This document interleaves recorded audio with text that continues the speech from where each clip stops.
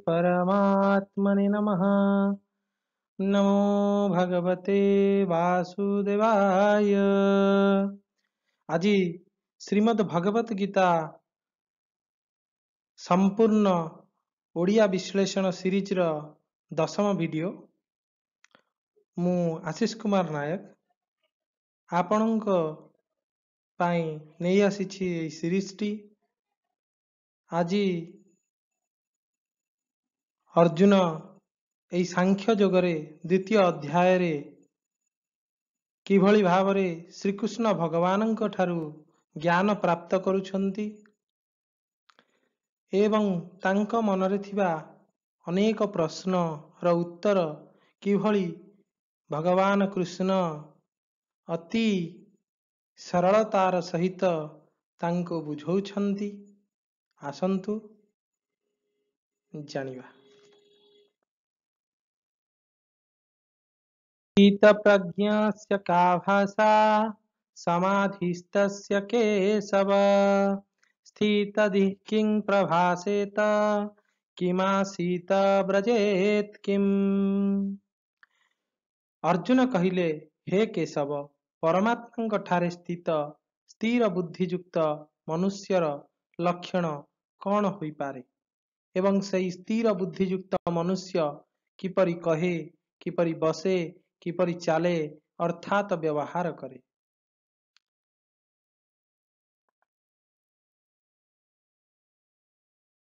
प्रजहाति जदा कामान् सर्वान् पार्थ मनोगतान् आत्मन्नेवात्मना तुष्टः स्थितप्रज्ञस्तदोच्यते। श्री भगवान कहउछन्ति, हे पार्थ, हे पृथानंदन, जेतेबेले साधक तार मानसिक इच्छार उत्पन्न समस्त इंद्रिय तृप्ति को इच्छा को त्याग करे एवं जेतेबेले तार मन पवित्र हो जाए, आत्म संतोष लाभ करे, सेतेबेले ताकु शुद्ध दिव्य चेतना बा चेतना युक्त बा स्थित प्रज्ञ प्राप्त होइछि बोली कहा जाए।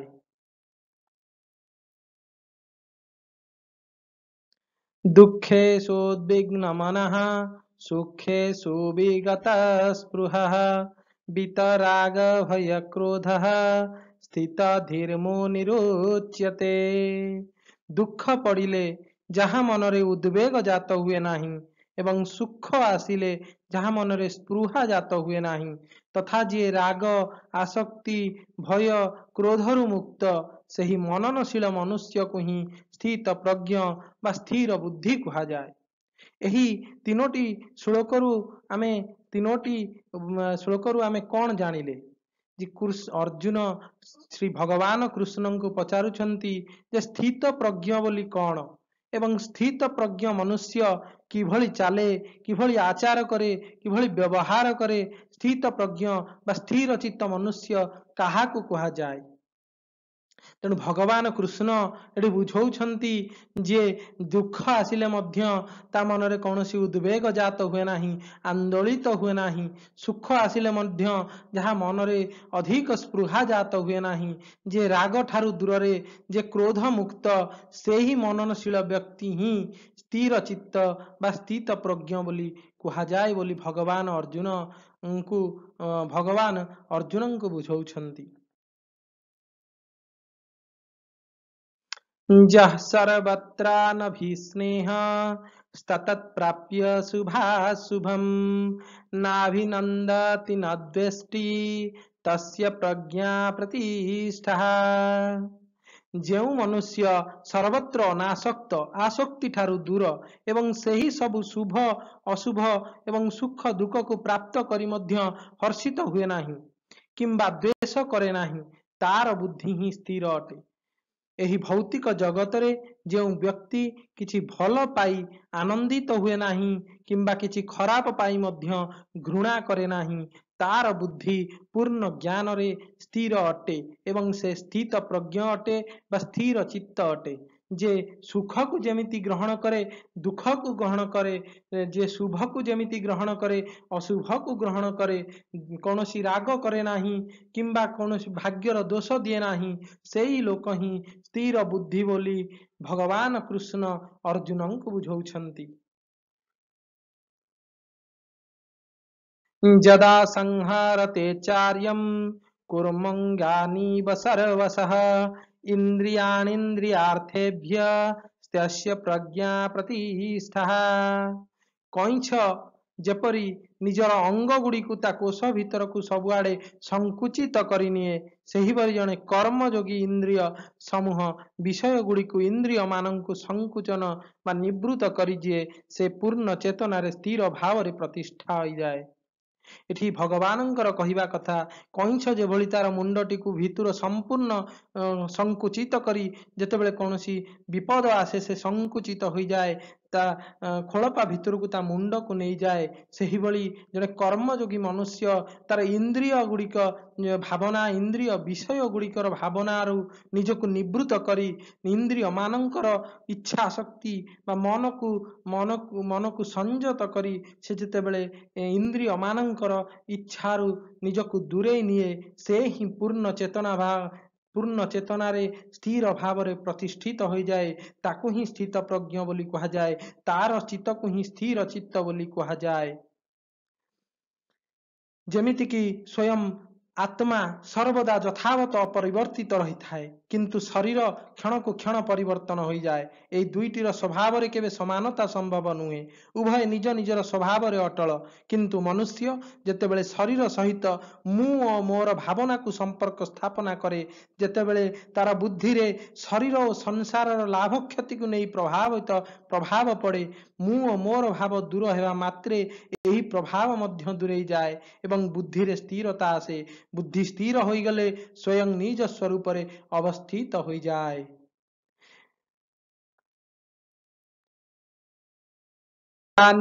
मीशयावि निवर्तन्ते निराहारस्य देहिनः रसावर्जं रसोप्यस्य परम दृष्ट्वा निवर्तते। जदिओ देहधारी जीव इंद्रियगत सुखरु निवृत्त होई पारे नाही, तथापि जदि निवृत्त होई पारे तथापि एथिरे इंद्रियगत सुखर इच्छा सबुबेले लागि रही थाए एवं संपूर्ण भावे रस निवृत्त हुए नाही। एठारे रस र अर्थ हेउची काम क्रोध लोभ मोह माया रु निवृत्त करि पारे नाही निजको।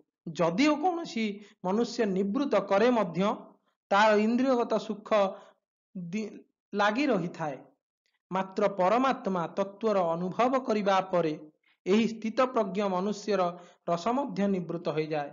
जितेबले आमे परमात्मा तत्व रे निजको लीन करिबा, जितेबले भगवानक भक्ति रे निजको अनुभव करिबा, तेबे स्थित प्रज्ञ मनुष्य आमे मध्य स्थित प्रज्ञ होई जिबा एवं मनुष्यर रस मध्य निवृत्त होई जिवो। आमठारु समस्त इंद्रियगत सुखर त्याग होई जिवो। आमे मध्य इंद्रियगत लालसारु निजको निवृत्त करिबा, अर्थात संसार प्रति तार सुख शक्ति रहे नाही। मन मध्यरे भोग प्रति थिबा सूक्ष्म आसक्ति को रस कहती। एही रस साधकर अहंकार रे स्थान अधिकार करिथाए। रस बुद्धि थिबा पर्यंत भगवत संबंधी अलौकिक रस अभिव्यक्त हुए नाही। सांसारिक रस बुद्धि थिबा हेतु मनुष्य को भोग निकटरे हार मानिबा को पड़े। साधक प्रत्यक्ष भाव रे भोग परित्याग करिदेले मध्य ता अंतर रे रस बुद्धि रही थाए। सेथिपाई से भोग परित्याग करी बहुत बड़ काम करिछि बोली भावे। वास्तव रे एही परि भावना ही भोग प्रति थिबा महत्व बुद्धिर परिचायक। तत्व प्राप्ति पूर्वरु मध्य रस बुद्धिरु निजको निवृत्त करा जाई पारे, मात्र तत्व प्राप्ति परे यह निसंदेह रे सर्वथा निवृत्त हो जाए।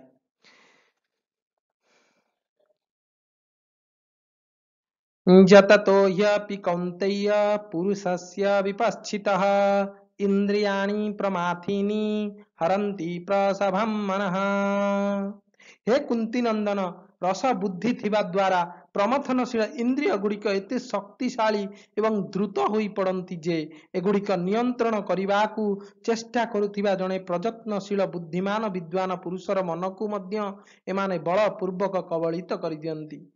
तेणु एटी भगवान कृष्ण अर्जुन को कहउछंती जहा मध्यरे एई रस अछि बा एई रस संबंधी सांसारिक रस बुद्धि अछि इंद्रिय मान एई रस बुद्धि द्वारा तार इंद्रिय गुड़िक एते शक्तिशाली एवं द्रुत हो जाती जेगुड़िक को मनुष्य को नियंत्रण करने नियंत्रण बाहर हो जाती या नियंत्रण करने बहुत कष्ट तेणु प्रयत्नशील बुद्धिमान विद्वान पुरुषर मन को माने बल पूर्वक कबलित कर दियंती इंद्रिय माने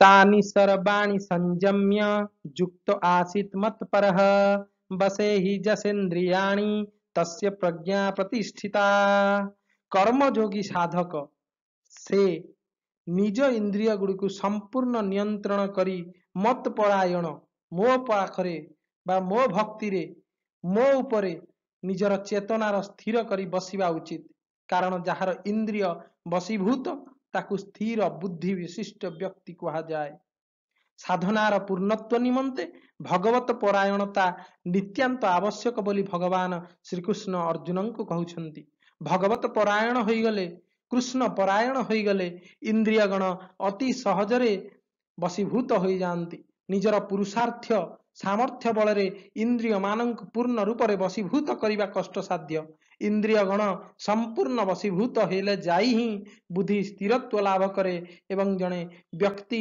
निजर स्थित प्रज्ञ व्यक्ति रे परिणत हुए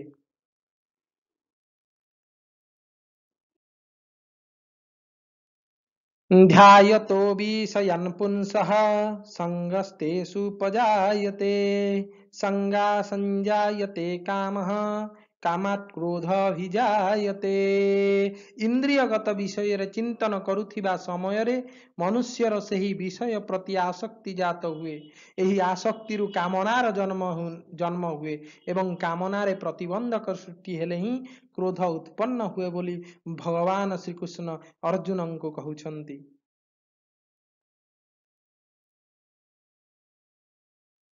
क्रोधात् भवति सम्मोहः सम्मोहात् विस्मृति विभ्रमः स्मृति भंसात् बुद्धिनाशो बुद्धिनाशात् प्रणश्यति क्रोधरु सम्मोह बा मूढ़ भाव जात हुए सम्मोहरु स्मृति भ्रष्ट हुए जेतेबेले स्मृति भ्रष्ट हो जाए बुद्धि विवेक नष्ट हो जाए एवं जेतेबेले बुद्धि नाश हो जाए सेतेबेले मनुष्यर अधोपतन ही घटे बोली श्रीकृष्ण भगवान अर्जुन को बुझौ तेणु आज एतिकी सत्यपाठ चैनल रे ए दशम वीडियो को आपण जदि आपण को भल लगिला तेबे आपण निश्चय लाइक और शेयर और कमेंट करिवे एवं पुणी देखाबो आउ गोटे सीरीज रे आउ केतोटी श्लोक एवं तार विश्लेषण को नहीं तेणु आज एतिकी नमस्कार।